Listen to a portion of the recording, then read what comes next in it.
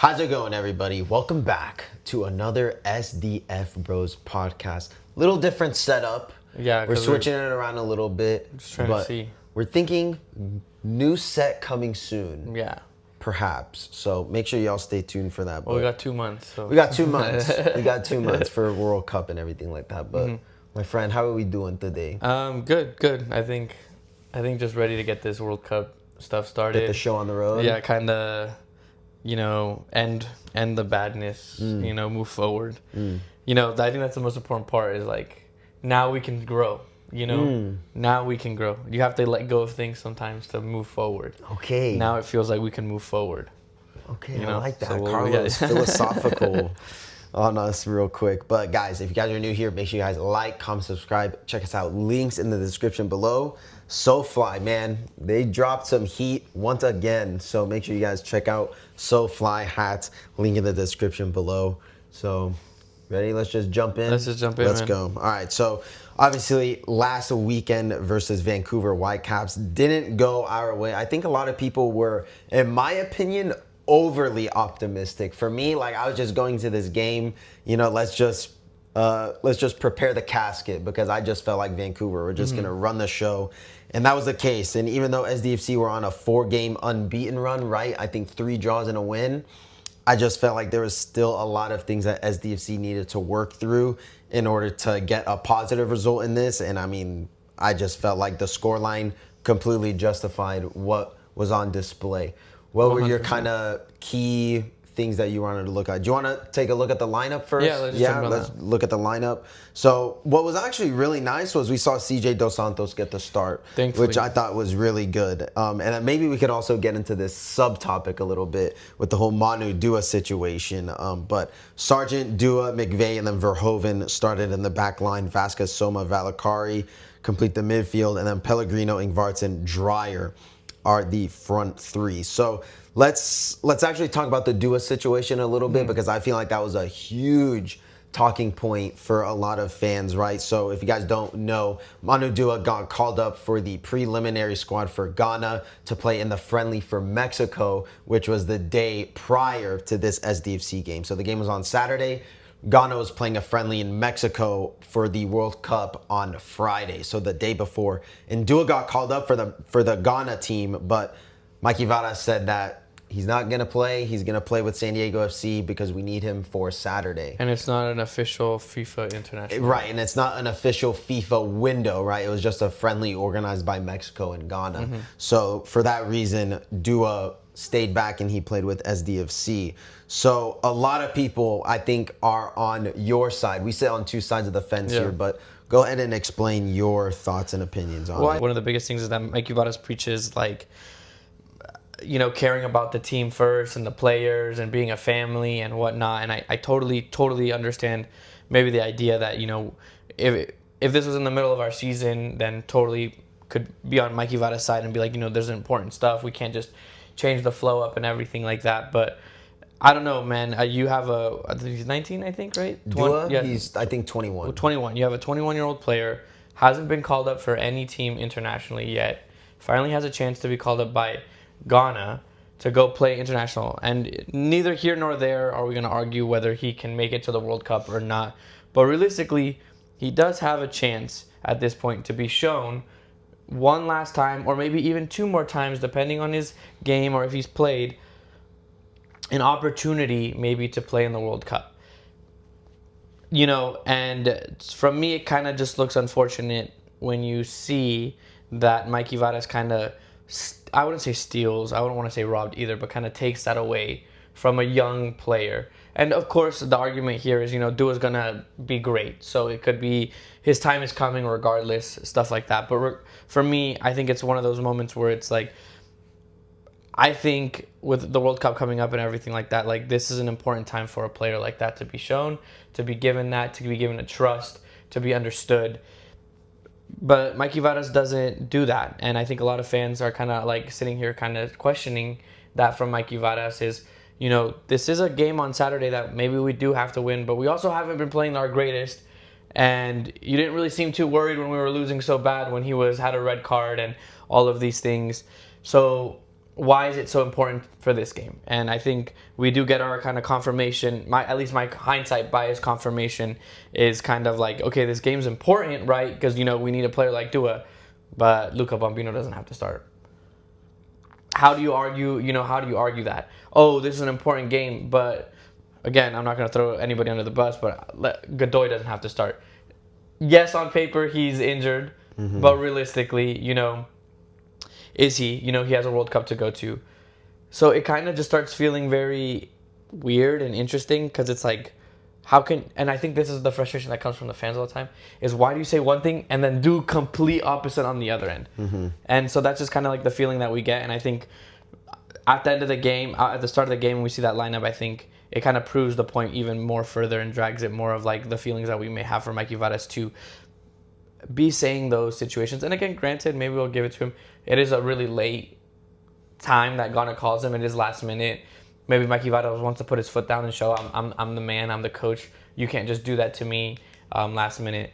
But again, I think you rob a really significant and probably big opportunity for Manu Dua. And any critic to this could argue and say, well, Manu Dua might not even make the whole World Cup. The thing is we'll never know. And because the reason we'll never know is because of the hands of Mikey Varas. Yeah, I definitely sit on the side of the fence where I kind of agree with Mikey Varas here, because at the end of the day, Manu Dua is a San Diego FC player. We have the obligation whether or not to let him go, whether to keep him over here. And it's like, for me, I applaud Mikey Varas for wanting to try and win this game.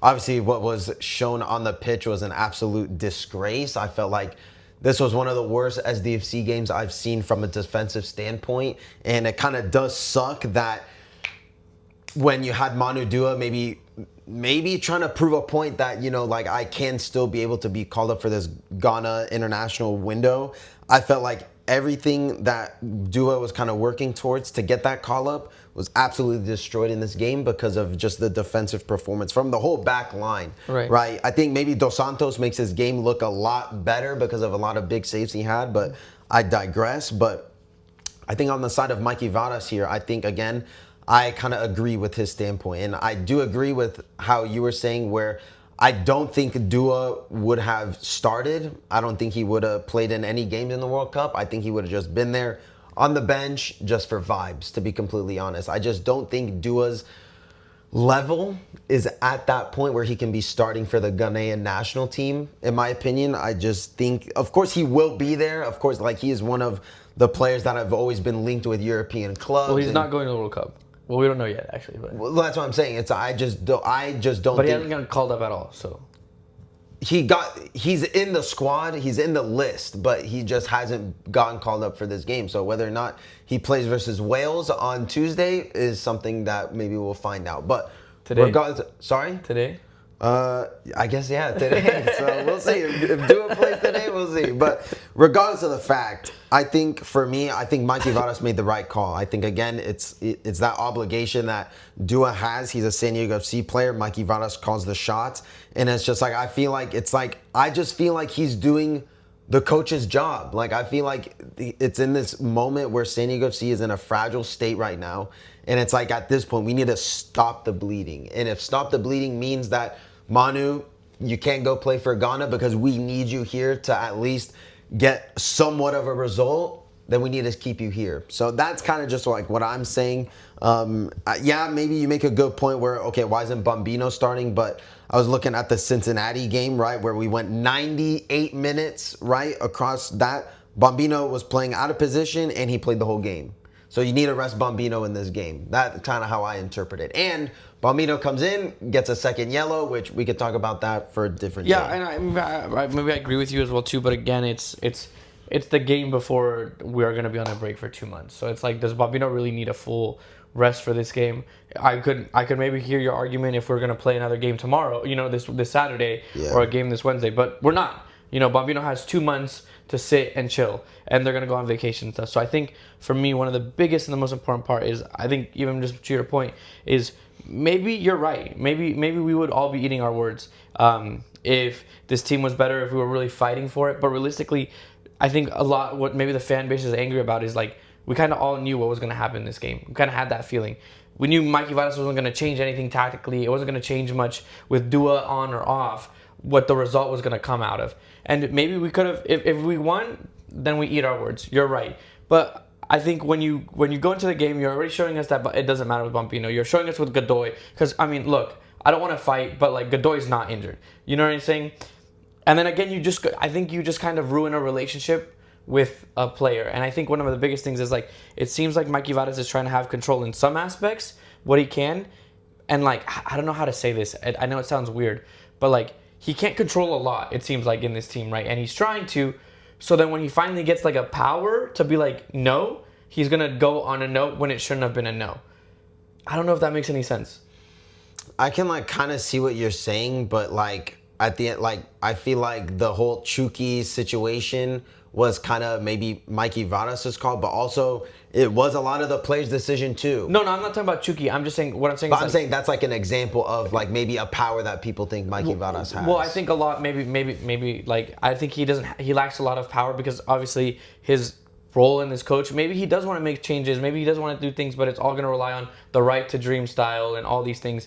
And so I don't know, maybe I feel like maybe this is his first time to say yes or no for reals, you know, make a really big, bold decision. And he chooses the I'm going to put my foot down, but I think you ruin a relationship in that mix. And you ruin a relationship with a younger player who you kind of need to have that relationship going forward so that he can want to stay here.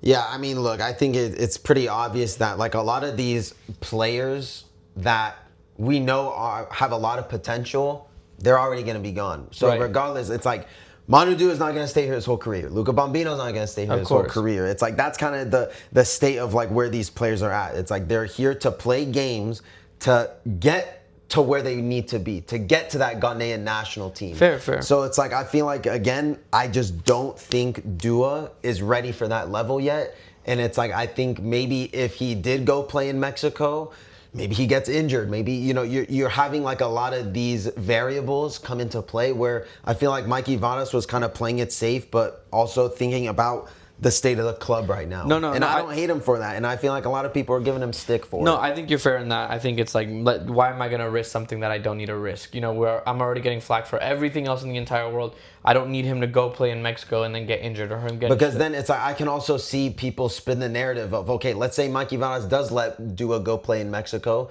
Then it's like we get our ass handed to us against Vancouver. Oh, why did you let Manu Dua go? No, don't do that. Because that's exactly what people would be saying. No, I don't think so. I really don't think so. I think that's a huge leap because I don't think so. I think so because I think people understand that it would mean going to the World. Like there's a chance of him going to the World Cup, and I think people are more understanding about the World Cup because people weren't talking shit about Godoy.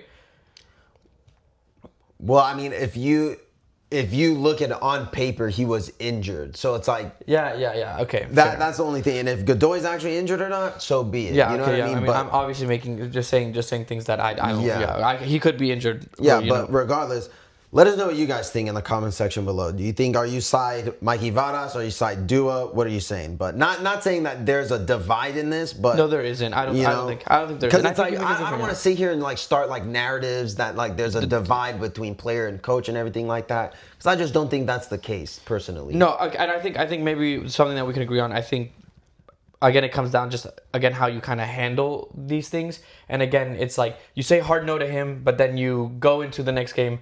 The team is clearly not as pumped as it seemed like we were gonna be playing. I think this team is already kind of checked out, and we're already looking forward to this 2 months break where we're, trying to regroup. Right. So then it's crazy to hear something like, "Oh no, Dua needs to be here," and then Bambino's not on the team as well too. Like, I think maybe that's where we can agree on is just like.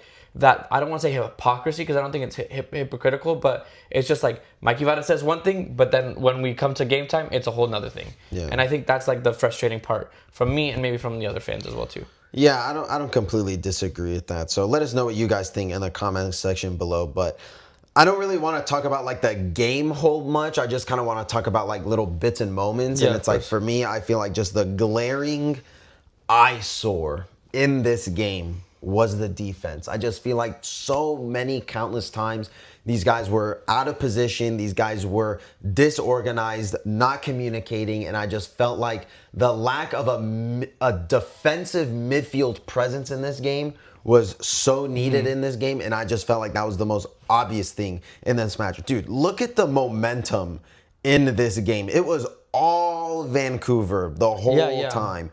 And it's I just felt like this game felt like I was watching JV versus varsity. That's what it looked like, men against boys. And I feel like Vancouver came in and they absolutely wiped the floor with us. And I feel like tactically, we were awful. Like, we were absolutely terrible. Like, I feel like we were letting Mueller just do his thing, run the show. He gets an assist in this game, which, again, you're asking questions about why is the one player that you need to be marking wide open and able to put in a ball in the middle of the box. So I'm asking a lot of questions, and respectfully, I don't want to point fingers here, but I'm looking at Manu Dua in this one if you look at the replay. So that's just what I'm saying. But regardless of the fact, I think definitely the defensive organization and the defensive phase of this game, especially defensive transition, absolutely terrible. So I'll leave this off with a Mikey Varas quote from post-match, and then I'll let you interject if you want. He said that we need to bring in another center back to kind of challenge in. Do you think that's a point that needs to be addressed? Yeah, I think it's one of the points that we kind of brought up. Maybe I would say maybe 3 to 4 weeks ago, is that there's just not a lot of people that these players are competing against. So I think it like you said, Dua and McVeigh don't have to try as hard, don't have to really fight as much as had to been last season. Why? Because it's not going to be so coming in, you know what I'm saying, for Manu Dua and McVeigh. So you could kind of take it easy. And again, I think, like you said, you know, it's almost like when you're almost on summer break and the kids are kind of just like checked out. And I think also with the way that the season has been going, it was kind of just like we've mentally checked out. And you kind of saw it from both Dua and McVeigh in these last 2 games. Again, if you had another challenging player, center defensive player, then you would feel pressure to have to compete throughout the rest of the season. They don't have to, because they know by the end of next season, by the start of next season, or the second half of the season, they're going to be obviously starting. So it's a little harder. But I think you're right. Like, you do need to bring back, but I think, you know, back to those quotes, he says we need to get a lot of everything, you know? So yeah. I think it's kind of frustrating to hear that, because it's like, no shit. Yeah. But obviously he has to say it, but it's still kind of just like, well, no shit. You have to get depth. Like, I guess he could have just said it in the most easier way, but it's just like, it's things that we've all been preaching from the very beginning. And it's like, okay, well, thank you for now saying what we've all been saying. Yeah, I think it's also because it's like the whole like Chucky thing, where we're saying, okay, if you get rid of Chucky, if you make this call, you got to replace him, and they didn't replace him. And I think you're kind of starting to see we're starting to reap what we sow a little bit because of that. And I think that's an obvious statement that I'm making, but I think I'm just like looking at this, and I feel like just the recruitment process this season, I feel like I can't name one signing that we made in the off season that I'm looking at, and I'm like, well, that made a difference. Yeah. Like maybe Sargent. Maybe. And he was injured for a minute. Eisner as well. Maybe. But again, he's in and out of this lineup. So I got my magnifying glass on Tyler Heaps, especially during this time, because it's like I'm looking at this team. I'm like, okay, who did we bring in from this offseason to really help us out in the long term to get to this point? Because I feel like we're crawling over the finish line. That's like what it felt like. It's like, okay, like, and Mikey Vanas kept saying, okay, we just need to get to this break. We just need to get to the break. Where it's like, I feel like we weren't really trying to find solutions in the meantime to help us out, to at least have a foundation to get to the break. So yeah, and look, again, to be fair, they did end up, you know, we're going to be talking a lot because it feels like it's a terrible loss against Vancouver, but realistically, they did manage to come out like tied with LAFC, tied with San Jose. Like you know, okay, do they fully end everything? No. Do they find maybe their stride a little bit? Yes. Did anything change? No. And I think what we fear is going into the next season, if we still continue how this is right now, nothing's gonna change. And I think none of us want it. None of the fan base wants that at all. So, like, you know, let's let's just hope for a change. But realistically, there needs to be a big one. And I think, to your point, I mean, what is Mikey Varas is we get, like, it just shows in this game, like, and I think it's way deeper than like, oh, we need a better striker, oh, we need a better midfielder, we need a better like center back. It's just fundamentally there's something wrong with this team, and I don't think adding 3 more people are gonna just change it. And again, what if they have an ego just like Chucky? You know, like, I know it's kind of crazy to say because Chucky has an ego, but what if they have a bigger ego? What if it's a bigger mess? Like, you don't know. And it's just kind of like frustrating because we're kind of blind in this. And a lot of people are writing on the, oh, just wait, wait on the signings. But who's to say we're even going to get good ones? Mm-hmm. And realistically, did we? Here's what I'm going to say. When we signed Dreyer, did anyone know who the hell he was? No. And we signed Dreyer couple weeks before we started. I think it was like a week prior to when we went to the Coachella Invitational. We signed Dreyer, no one knew who the hell he was, and now he's got a bobblehead. You know what I mean? Okay, but how lucky can we get? Because we can say the same about Bumpino, you can say the same about Of course, Dua, but I'm saying like when you get a DP level player, I think there are some certainties that you can kind of get, because I think when you kind of look at the translation between the Belgian Super League to MLS, very similar level. I see. So when you get someone like a Dreyer who performs decently well in that league and it translates to MLS, of course he was always going to be a star. So I feel like if you bring in, let's just say for an example, a Mo Salah, I think number one, I think that would, and I'll make this example. When you're playing on a soccer team, and you have your best player out, of course, when you step onto that pitch, you're like, damn, are we even going to get a result? So I feel like if we do insert a Mo Salah level player into this SDFC team, I feel like just the confidence just in general, when you have a player like that, is going to increase the level of everybody around us. No, I fully agree. But again, you kind of get into that argument, and it's just, and I hate to say it, but can Mikey Vara coach a player like that? I mean, I think we get really lucky because realistically, Dreyer is a very low-key DP.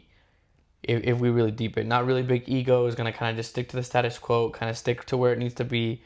But again, like with these big DPs, like you are getting a big name. Big names bring big talent, big things, big entourages, big whatever. And not to be crazy, but he wasn't able to handle Chucky. What's to say he could maybe handle some, And I'm not trying to argue. I'm not trying to sit here and put that narrative out there like insanely, but just like a food for thought. Yeah, I just think like it's for me. I look at like a personality type of like example, like because I'm only saying Mo Salah because that's the name that I feel like has just been like in the news all the damn time. So I just look at a personality type like a Mo Salah, and I look at somebody like Chucky, and I feel like we kind of got a sample size of what Chucky is like, and I just can't see Mo Salah like being an asshole. He was doing it to Liverpool, but the coach was benching Salah.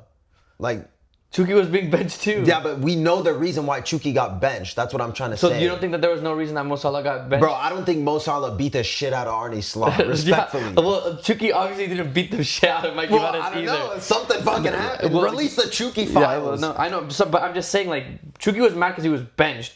The same reason that Mo Salah was mad at the Liverpool coach. Well, the thing is, Chucky got upset because he got subbed out because he was playing like shit. And he wasn't listening to instructions. Okay, and what do you think Mo Salah? Do you think Mo Salah isn't gonna have the same feeling in San Diego as well? I don't think so. I feel like at least it's like if you have a system and everything like that, and you saw it in Klopp's system, Mo Salah was his guy. You know what I'm saying? So it's like I feel like if you have Salah who is able to listen to instructions, and you have the blueprint, you have the case study of that in Klopp's Liverpool, how they had a high pressing system, something similar to what we have, but obviously at like probably the platinum S tier level. Mm-hmm. So when you have Mo Salah playing at that level, listening to instructions and everything like that, I feel like maybe possibly that could translate a lot easier to a San Diego FC than an Arne Slot Liverpool. No, of course. But again, I don't want to argue like this. My argument isn't about Mo Salah being here or not. Sure. My argument here at the end of the day is DPs and big names like that do bring a lot more pressure. Of course. And like what I'm saying is, it just from me, what I'm seeing is because I've always been a big argument about this is like soccer players have attitudes. Soccer players have big egos. Being a DP, being somebody who comes from a foreign league. A foreign league, and then comes to play in MLS, has an expectation of what they should be deserving, especially with the Messi tax now. You know, they're not all going to be Muellers, they're not all going to be Dryers who kind of respect the game and love the people, you know? Well, again, that kind of goes back to the recruiting process because you could look at a Denny Buanga from an LAFC, you know, a player like that, or a Ricky Puig who comes from Barcelona. Well, Buanga's having issues too. Well, I think now in hindsight, like that, I'm saying like, but it's like Buanga's playing at a top level still. That's what I'm trying to say. So is Chucky. But Buanga, like I was saying, Buanga has issues too. Like Buanga's going on Twitter and going out crazy and stuff like that. I didn't see any. Oh, of you that. didn't hear about that? Like, I'm saying in terms of a player who, because it's like that's happening like now. I'm saying like in Buanga's LAFC career, he was a no name, respectfully, Right. and he took the league by storm. So it's like I'm saying it's like when you have, for example, like another no name. Like if we get someone from like the Bundesliga who's a no name and he comes in, and you know people are gonna, oh my God, who the hell is this? But then it's like I feel like just the expectation of us to get a top player is really high, whereas it's like you don't know if they're going to be a top player until you see them play. So it's like I feel like we just have to wait and see how the transfer window goes, and if these players are a bust, then you can go on Tyler Heath and start giving him criticism. well, so we're not giving criticism right now. I'm just saying these are all like I think these are all just food for thoughts. It's Of course. like it's our. I mean, I don't want to say it's our job, but like as it is just to kind of put that narrative out there that these are the realities that could happen. You know what I'm saying? Of course. And well, fair enough. Like I could be eating my words at the end of the day. You know. and I hope I do. Yeah, of course. I hope I do. Of course, so do I. You know, but it's just like realistically, what we've seen this season is kind of what we kind of were scared of and what predicted, and we haven't seen anything change. So it's kind of hard for me to sit here and say like, okay. I don't know. It's really hard to see what's going to happen in this summer window. But, you know, we got to the very end of it. We're at the very end of it now. So the only thing, like you say, is we can sit and wait. But I think it's deeper than that. I think it's going to be deeper than the player that comes in. I think from a fundamental level, like this needs to be like a whole new restart, like from ground up with whoever comes in, whoever doesn't. Do you think we let go of players this summer? You can't afford to. You can't afford to. Why not? We don't have depth. That's our biggest thing. Yeah, but we're playing Leagues Cup. I mean, respectfully, I think you could.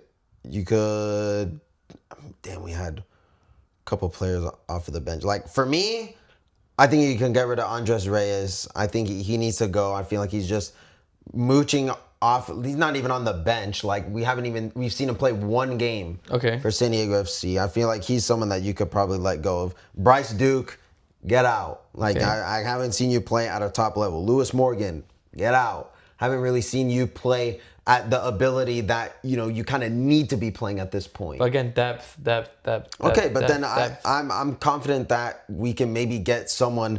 I think we could get someone better than Bryce Duke, respectfully. Okay, I'm not saying that we can't either.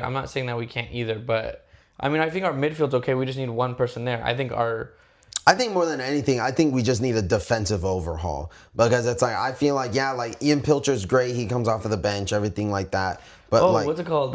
What's his face won the championship with Hull City? Patty McNair. Yeah. And then you're maybe asking questions about like why do we let someone who just got promoted to the Premier League? Why do we let this guy walk? Exactly. So it's like I think he would have been pretty helpful in these last couple games. And again, it kind of goes back to like what we had last season was so good. We had such a tight-knit group, and we let so many people walk away. Negri, De La Torre, Patty McNair, just to name a few. We let these guys walk, and they're still playing at a decently good level. So I think more than anything... Do we get rid of Willie? Maybe. I mean, I feel like nowadays he's not really fit, but I think just because right to dream tax and everything like that, like I think he's going to stay. But regardless of the fact, it's like I think more than anything, I want to see a defensive overhaul in this team, and I need to see tactically us prepare for games because respectfully, I don't like this fullbacks pressing up high and then they got to drop back and it just leaves gaps everywhere in But that's the style of play that they're going to But I don't like it. Well, that's why we have a Verhoeven, a Sargent, and Eisner, and a Bombino. That was the whole purpose of having those left back and right backs. They're all going to play that style of play. Yeah, but I think you can tweak that style, but also not have them commit so many numbers forward. And I think because we have a lack of a presence at left wing, it forces us to play that way. Oh, Because I feel 100%. like if we had at least someone who was lethal at that left wing, who took on their defender and everything like that, then we wouldn't have to resort to this style of play where we're relying on fullbacks. I can't believe our answer was Morgan. I can't. Yeah, I don't know what we were thinking when we got him, and it's like I think part of the reason hates that like all these Red Bull fans were saying, "Oh my God, you guys struck gold" and everything like that with Lewis Morgan, and this guy could barely walk 5 feet without getting injured. Right. So I don't know, asking a lot of questions, but my magnifying glass is on this summer transfer window, and who knows, maybe there's gonna be a breakout star in the World Cup from freaking I don't even know Jordan. And he comes in, Yeah, and then well, we we're get not him. gonna get him out of everybody. Well, why the hell not? I mean, why would like the top European clubs not get them in him instead? I don't know. Well, it's not gonna be us, but I don't know. I think you're right. I think at the end of the day, like, I think it's on the transfer window. It's who we get signed, and also what this coach can do with this team. Honestly, at the very end of the day, but. Yeah, I think Mikey Vadas has a lot of pressure on him. I think Tyler Heaps has a lot of pressure on him. And I feel like this is kind of the moment to win back the fans at this point. Because right now, like there's a big divide between the fan base and the coach specifically.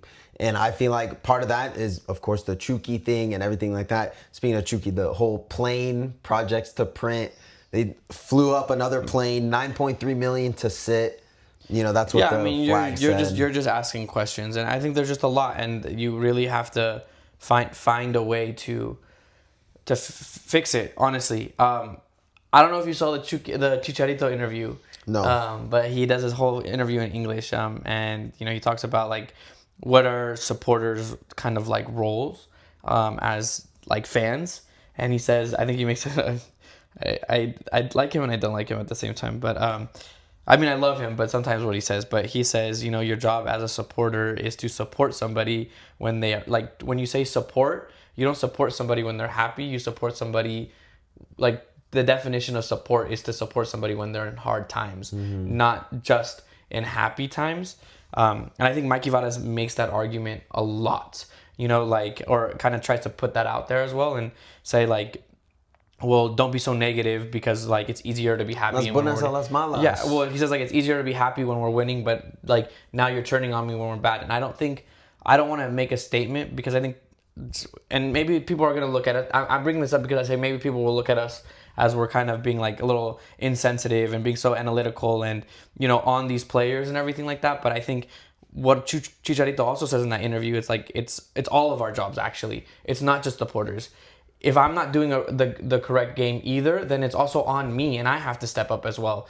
And I think that's the best example of this is like maybe us as analysts and fans and everything, maybe we should be a little bit nicer to Mikey Vadas and the team and everything and understanding.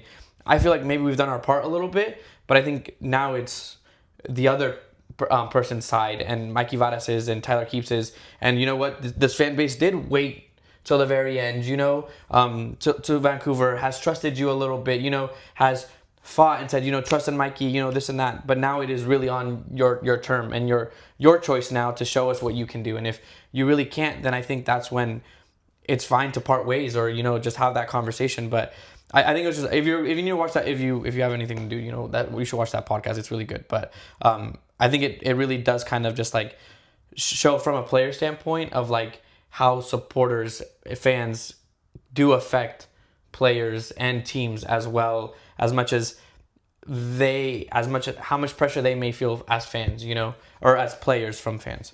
So, and I think it just kind of integrates with our conversation. No, of course, and it's like I'm always going to support this club, like Right. in the good times and the bad times. But I think there also needs to be accountability, and I think that's the best word that I can kind of put in this whole kind of Mikey Vadas conversation. Whether to grab results is we need these people in the club to take accountability. Right. And I feel like when you make this really big call to leave Chucky out of the sporting plans, that was a call that I backed it, and I still back that choice, and I back Mikey Vadas on a lot of things, right? Especially Right. with this whole Dua situation.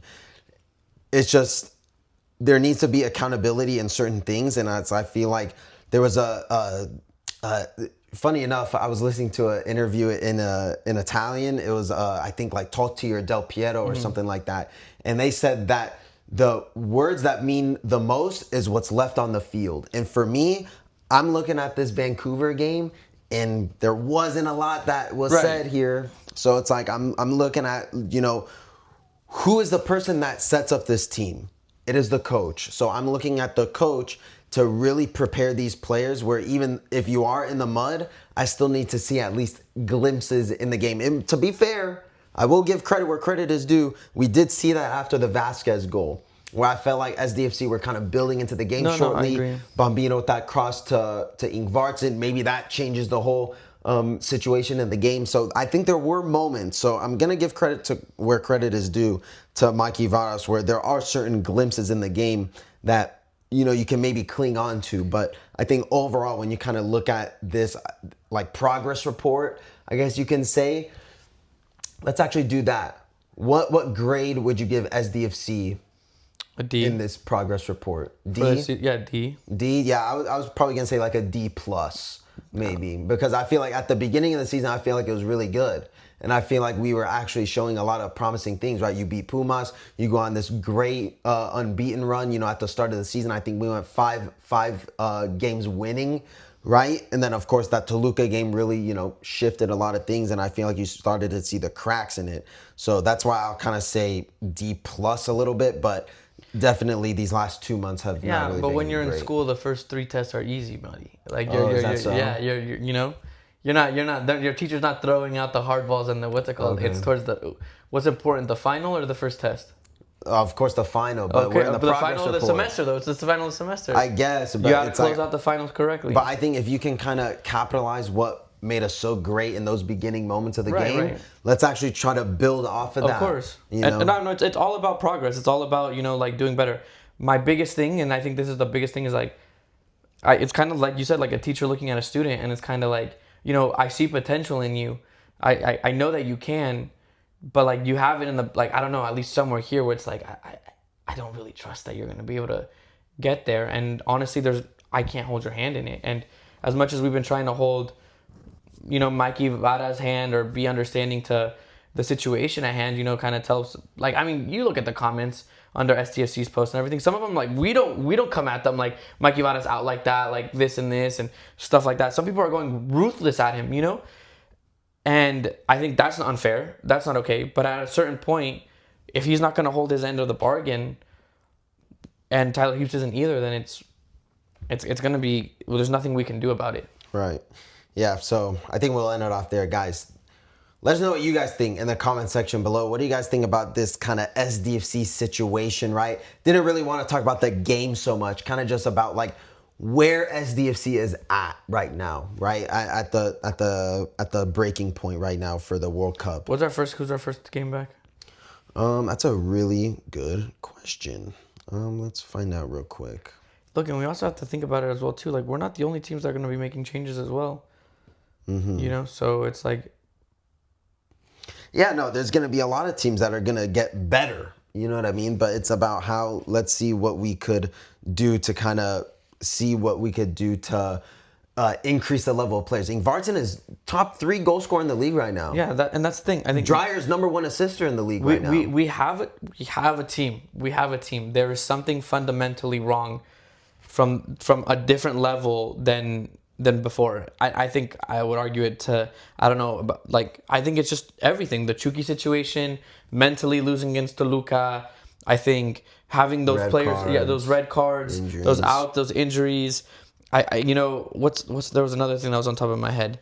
The lack of older players in the team. Experience. And I feel like San Diego FC, and I'm going to say this just because I don't want to get into it more, but I feel like San Diego FC fully 100% lacked the forethought to see what would happen when you got rid of experienced players. Mm-hmm. I fully believe that they fully bought into the idea of the right to dream, into like young players, but man, this league, the MLS specifically, maybe you can shag it somewhere else. MLS specifically, you need older players. And I think they fully 100% bought into the idea that wasn't, and fully just... They try to rewrite the book. Yeah, and it's like, there's no way. Yeah. And I think we were an argument, against that from the beginning. You need that experience. And it showed, like, again, perfect example, Vancouver. I'm sorry to say, and I don't want to, but Mueller, just completely changes Vancouver. And you can see it in the players. Yeah, so, no, he revolutionized that team. But to answer your question, what's the first game we come back to? Colorado, away from home. Damn, that's so be Wednesday, tough. July 22. We'll see y'all there. We'll see you away. We'll be in the trenches. So, but yeah. And then 3 days later, then we played Dallas. So that's kind of crazy. But yeah, so I think we'll end it off there, guys. Thank you so much for tuning in. Make sure you guys like, comment, subscribe. Check us out. Links in the description below. Any closing thoughts or statements, my friend Carlos? Yeah, I mean, like, let's just do the best that we can as fans, as supporters. Kind of just give the benefit of the doubt these 2 months. I know it's crazy to say, but we really have to just allow the team to do what the team needs to do. And club needs to work. I guess, like, the best analogy is, you can't stare at a plant and think that it's going to nourish and change. You can stare at it all you want and hope and analyze and everything, but it's never going to start growing until you water it, you put it in the sun, and you let it go. Once you let it go, you come back, it's doing its healthy, you check on it from time to time, that's it. And I think this is what those 2 months are. Let's not dive into so much everything like that. Let them do their thing. Let them get to their place where they need to be. We'll come back, check on them a little bit later when we see the signings, and we'll come back and figure it out. Till then, enjoy the World Cup because it's important. Enjoy the Padres because they're doing pretty high. They're doing it pretty high. And, like, let's just enjoy this freaking summer, bro. Yeah, heck yeah. So, guys, thank you so much for tuning in. Like, comment, subscribe, and we'll see you guys in the next video. Ciao, ragazzi.